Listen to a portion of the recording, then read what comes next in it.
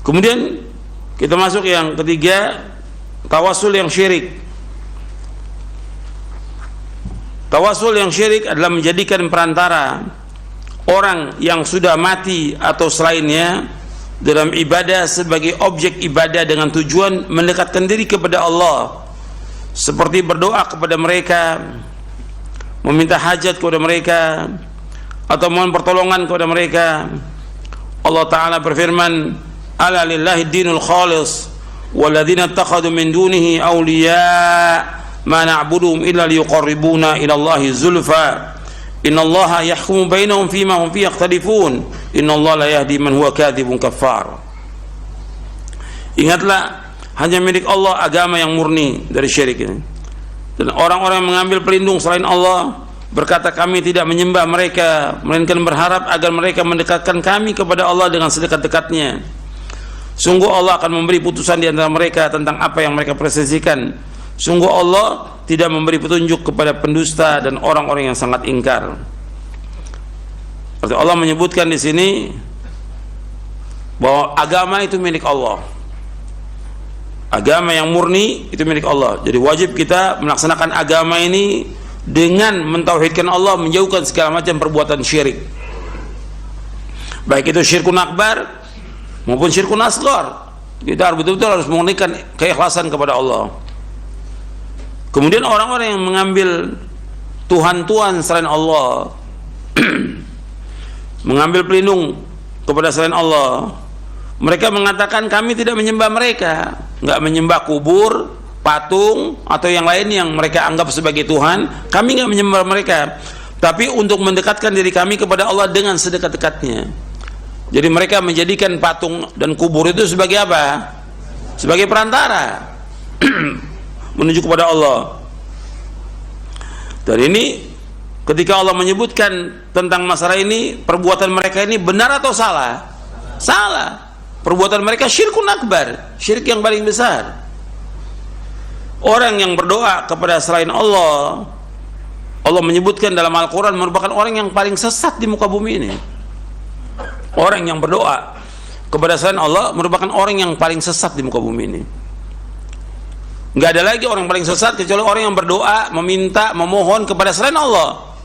Antum lihat dalam surah Al-Ahqaf, surah 46 ayat 5 dan 6. Wa man adallu mimma yad'u min dunillahi ma la yastajibu lahu ila yaumil qiyamah wa hum an du'aihim ghafilun.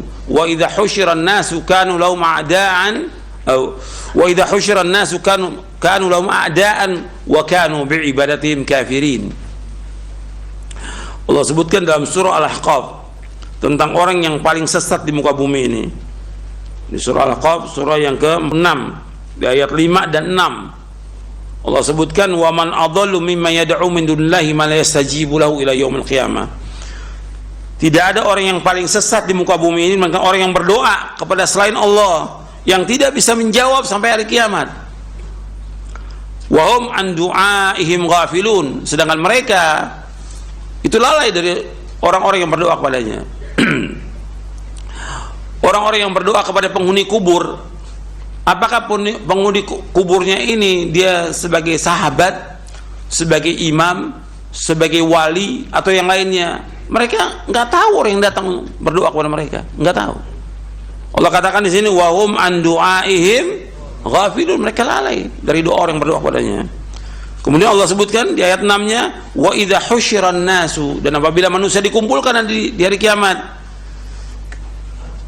kanu lahum a'daan, mereka akan menjadi musuh, wa kanu bi'ibadatin kafirin, dan mereka akan mengingkari.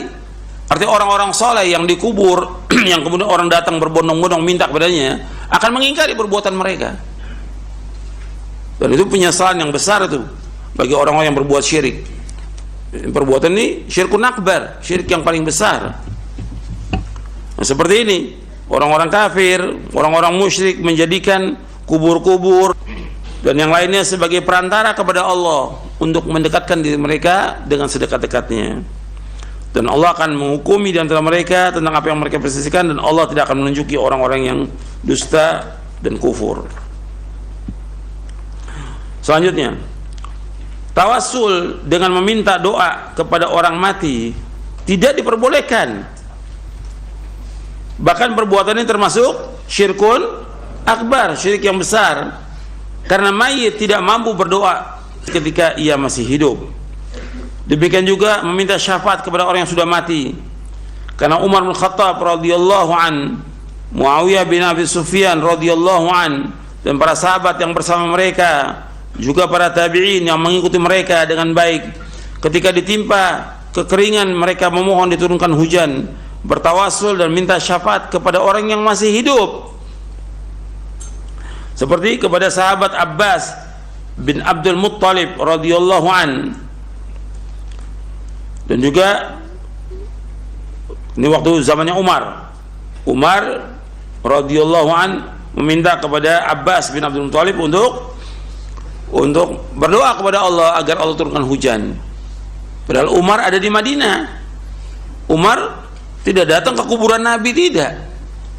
Dan tidak pernah ada sahabat datang ke kuburan Nabi untuk minta sesuatu, tidak ada. Kemudian di zaman Muawiyah bin Abi Sufyan di Syam ini, Muawiyah bin Abi Sufyan di Syam, ketika terjadi kemarau,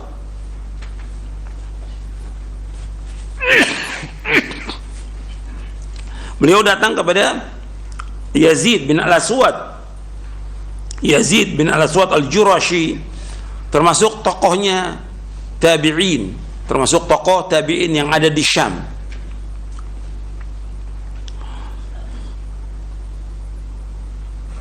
Jadi Muawiyah minta kepada Yazid bin Al-Aswad untuk berdoa kepada Allah, sama-sama berdoa agar turunkan hujan. Kemudian turun hujan. Mereka tidak bertawassul, tidak meminta syafaat, memohonkan diturunkan hujan melalui Nabi Muhammad SAW, tidak, baik di kuburan beliau ataupun di kuburan orang lain, tetapi mereka mencari pengganti dengan orang yang masih hidup. Makanya Umar bin Khattab radhiyallahu an mengatakan, seperti disebutkan dari sahabat Anas radhiyallahu an, kata sahabat Anas, ketika terjadi kemarau, maka Umar bin Khattab radhiyallahu an itu meminta kepada Abbas bin Abdul Thalib untuk berdoa. Maka Umar mengatakan begini, Allahumma inna kunna natawassalu ilaika binabiyyina fatasqiyana wa inna natawassalu ilaika bi'ammi nabiyyina fasqina. Qala fasqaun.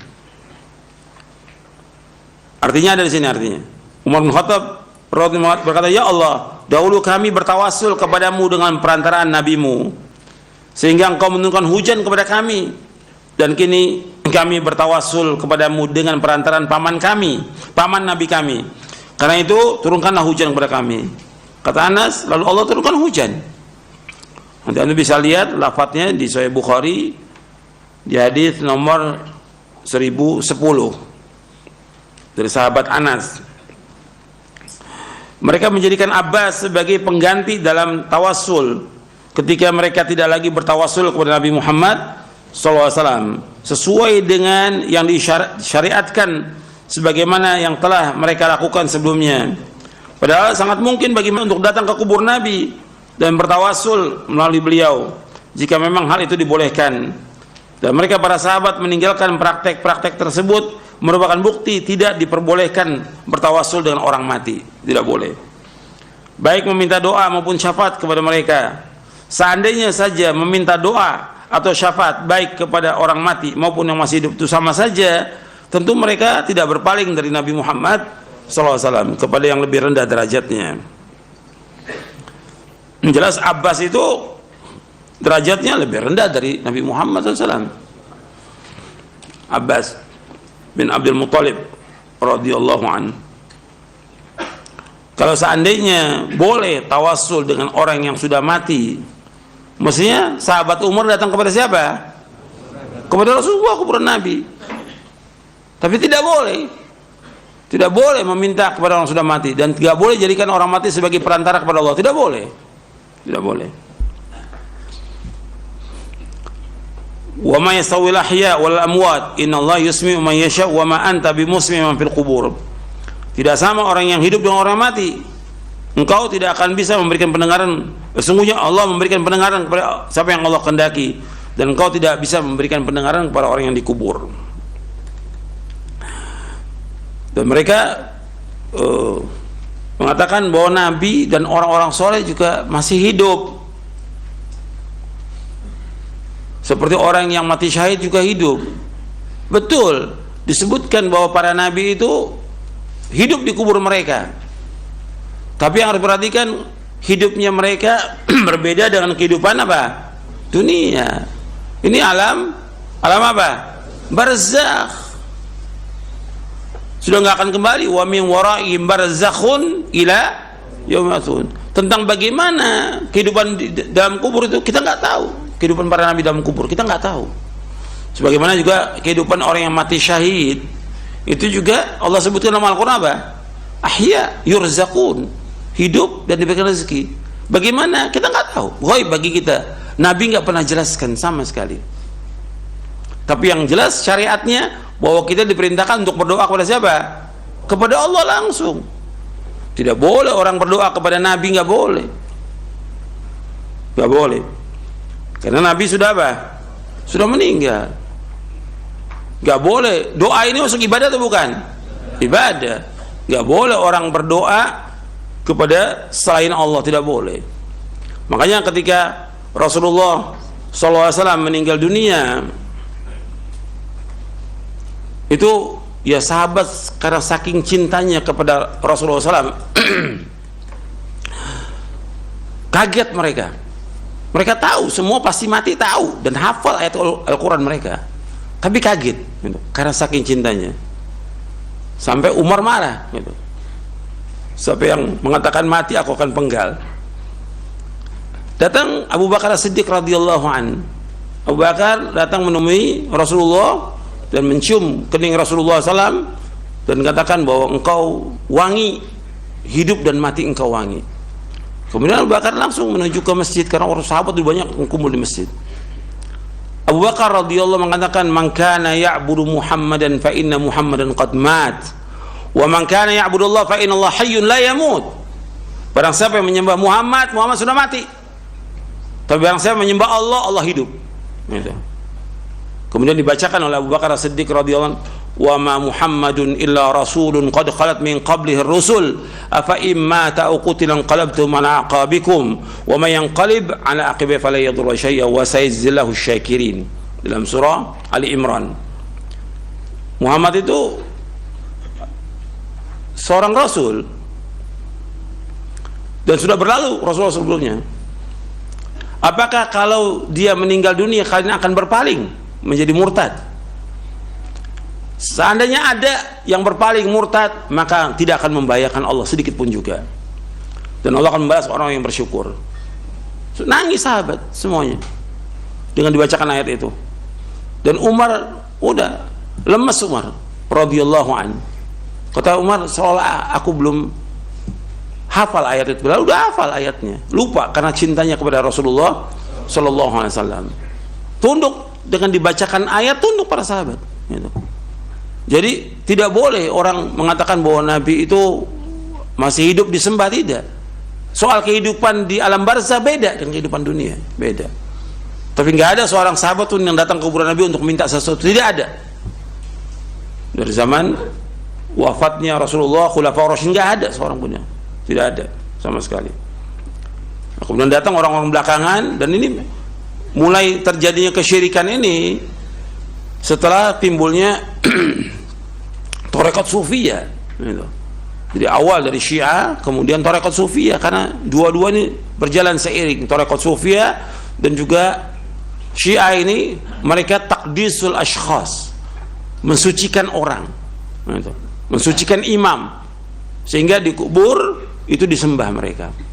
Nyemper sampai sekarang ini. Itu akibat mereka itu takdis al-ashkhas, mensucikan orang. Di zaman Khulafaur nggak ada orang datang ke kuburan Nabi minta, nggak ada, sama sekali tidak ada. Dan alhamdulillah sampai hari ini terjaga kuburan itu. Tidak ada orang datang untuk menyembah, tidak ada. Meskipun dia dari jauh, tapi jelas ini perbuatan syirik kalau mereka minta kepada Nabi Muhammad SAW. dan juga merupakan kebodohan. Yang memberikan rezeki Allah, yang menciptakan dia Allah, yang memberikan segala macam Allah, yang memiliki segalanya Allah, kenapa dia minta kepada makhluk? Makanya orang yang berdoa atau meminta kepada orang yang mati, meminta kepada selain Allah, kepada patung dan yang lainnya, yang pertama dia keluar dari agama, yang kedua akalnya nggak waras. Gimana dia minta kepada sesuatu yang lemah, yang nggak bisa memberikan sesuatu? Maksudnya dia minta kepada Allah yang maha kaya, dan dia berdoa kepada Allah. Allah menyebutkan dalam surah Fatir ayat 13-14, ini tambahannya untuk cetakan yang terbaru ya. Ini saya bawakan ayat dalam surah Fatir ayat 13-14. Walladzina tad'una min dunihi ma yamlikuna min qitmir in tad'uhum la yasma'u du'aakum walau sami'u mastajabu lakum wa yawmal qiyamati yakfuruna bisyirkikum wa la yunabbi'uka mithlu khabir. Dan orang-orang yang kamu seru, kamu sembah selain Allah, tidak mempunyai sesuatu walaupun setipis kulit ari. Jika kamu menyeru mereka atau berdoa kepada mereka, mereka tidak mendengar seruanmu, dan sekiranya mendengar, mereka tidak dapat memenuhi permintaanmu. Dan pada hari kiamat mereka akan mengingkari kemusyrikanmu, dan tidak ada yang dapat memberikan keterangan kepadamu seperti yang diberikan oleh Allah yang maha teliti. Jadi orang-orang yang kalian berdoa kepada selain Allah, mereka tidak memiliki meskipun hanya setipis kulit ari, tidak punya sama sekali. Jadi korma ketika dibuka itu ada kulit yang tipis tuh, kulit ari. Mereka nggak punya sama sekali. Nggak bisa kita juga membuat korma, nggak ada manusia bisa membuat buah dan segala macam, tidak ada, nggak bisa. Mereka nggak punya, bagaimana mereka akan minta kepada orang yang tidak punya? Semua makhluk ini, kata Allah, semuanya apa? Fakir. Ya yuhannasu antumul fuqara'u ilallah wallahu wal ghaniyul hamid, dalam surah Fatir ayat 15. Wahai manusia, sungguhnya kalian ini fakir, fakir, butuh kepada Allah. Allah yang maha kaya dan Allah yang maha terpuji. Kemudian Allah sebutkan di sini, in tad'uhum, seandainya kalian berdoa meminta kepada mereka, la yasma'u du'akum, mereka nggak mendengar doa kalian. Siapa aja, apakah dia sahabat, apakah dia wali atau dia nabi, nggak mendengar doa kalian, tidak. La yasma'u du'akum walau sami'u, kalau seandainya mereka mendengar, walau sami'u, seandainya mereka mendengar, mastajabu lakum, nggak bisa menjawab doa kalian. Wa yaumal qiyamati yakfuru bisyirkikum, dan pada hari kiamat mereka akan mengingkari kesyirikan kalian. Wala yunabbi'uka mithlu khabir, nggak ada yang bisa memberikan penjelasan seperti Allah yang maha teliti. Allah jelaskan di sini bahwa orang-orang yang sudah mati itu tidak apa? Tidak mendengar. Kemudian seandainya mereka mendengar, tidak bisa menjawab, tidak bisa memenuhi panggilan orang yang hidup. Ini jelas nas ayat ini Al-Quran. Tapi meskipun mereka baca Al-Quran, bahkan mereka hafal, tetap aja mereka berbondong-bondong datang ke kubur wali. Jutaan orang datang ke kubur wali. Dan ini harus kita jelaskan, ini kesyirikan, ini perbuatan syirkun akbar, ini perbuatan dosa besar yang paling besar, dan mengeluarkan seseorang dari agama Islam. Dan juga ini merusak agamanya dia, merusak fitrahnya dia, merusak akalnya dia. Bagaimana dia minta kepada orang sudah mati? Kenapa dia nggak minta kepada Allah yang hayyun la yamut, yang hidup, yang tidak akan mati selama-lamanya? Yang mereka baca ayat kursi itu, la ta'khuduhu sinatun wala naum, Allah tidak pernah ngantuk dan tidak pernah tidur selama-lamanya, azali wa abadi. Kenapa nggak minta kepada zat yang demikian, yang hayyun la yamut, yang nggak pernah ngantuk, nggak pernah tidur selama-lamanya? Minta kepada Allah, kok minta kepada makhluk yang mati? Dan Allah sebutkan Nabi Muhammad itu sudah meninggal dunia, jelas. Kemudian juga Allah mengatakan kepada Nabi Muhammad dalam surah Az-Zumar, innaka mayyitun wa innahum mayyitun, sesungguhnya engkau mati dan mereka juga mati. Gimana berdoa meminta kepada orang sudah mati? Ini kan akalnya nggak waras. Tapi yang seperti ini masih dilakukan. Yang seperti ini masih dilakukan. oleh sebagian kaum muslimin, dikubur-kubur yang dianggap keramat yang lainnya, dikubur-kubur wali, masih jutaan itu. Ya, sampai di sini kajiannya mudah bermanfaat untuk saya dan untuk sekalian. Kurang lebihnya saya mohon maaf. Wassallallahu Nabi Muhammadin sallallahu alaihi wasallam. Subhanakallahumma bihamdik asyhadu an la ilaha illa anta astaghfiruka wa atubu ilaik. Assalamualaikum warahmatullahi wabarakatuh.